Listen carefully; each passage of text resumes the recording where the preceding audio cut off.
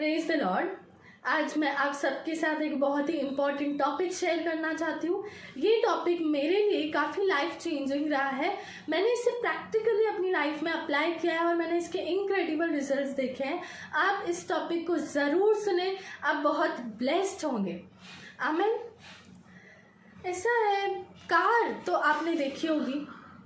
Car का जो हर एक पार्ट होता है उसका एक अपना ही इम्पोर्टेंस होता है, पर उस कार में जो स्टेयरिंग व्हील होता है, आप उसे किस तरफ घुमाते हैं वो डिसाइड करता है कि आपकी कार किस डायरेक्शन में जाएगी।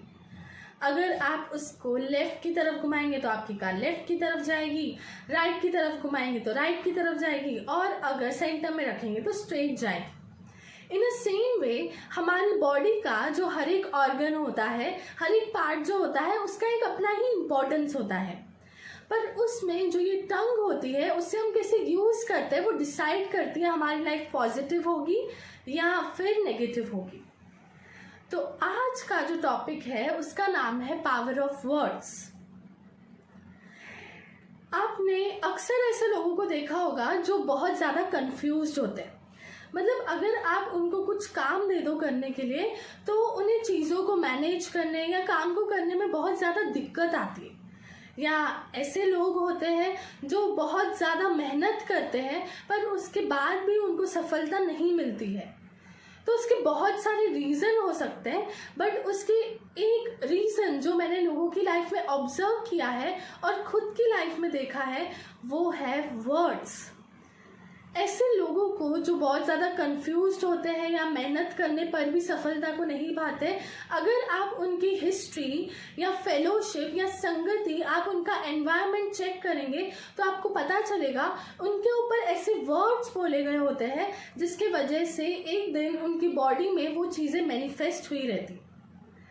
बाइबल में मत्ती की किताब 5:22 में ऐसा लिखा हुआ है, जो कोई अपने भाई को निकम्मा कहेगा वह महासभा में दंड के योग्य होगा। निकम्मा मतलब वर्थलेस, जो किसी काम का नहीं होता है। और जो कहे अरे मूर्ख, वह नरक की आग के दंड के योग्य होगा। तो जब मैं इस वचन को पढ़ती तो मैं सोचती पागल, मूर्ख बोलना कौन सी बड़ी बात है, क्योंकि हम अक्सर अपने फ्रेंड्स में या सिबलिंग्स में इसे जनरली यूज़ किया करते, तो हमें कोई ये बड़ी बात नहीं लगती।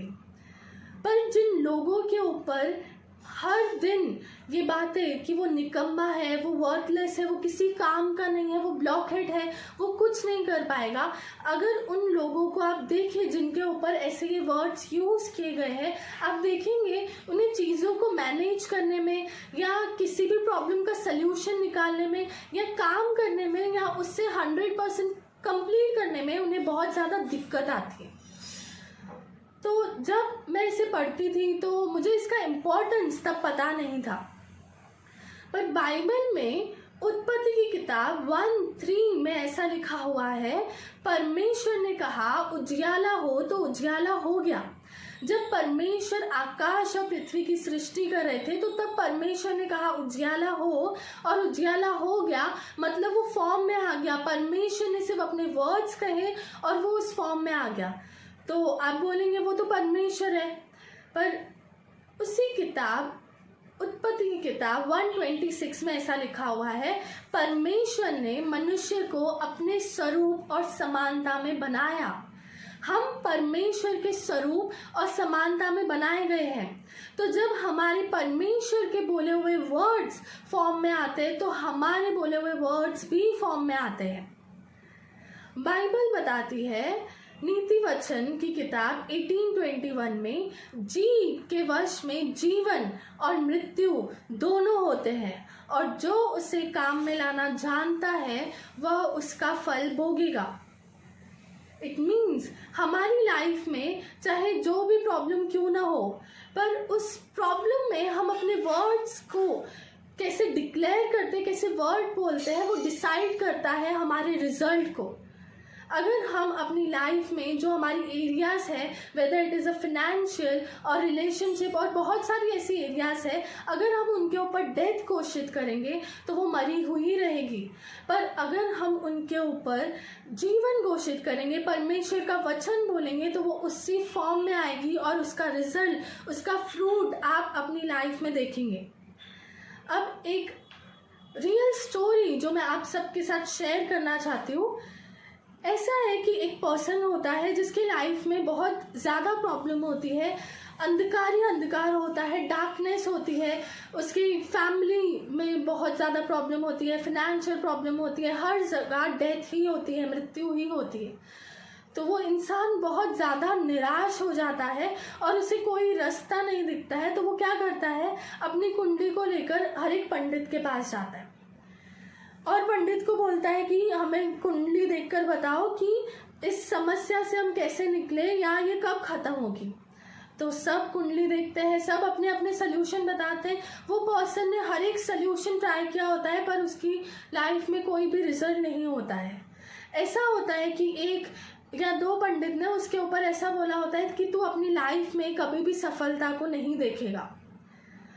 तो वो पर्सन वो जैसे ही वो वर्ड को सुनता है वो बहुत ज़्यादा निराश हो जाता है।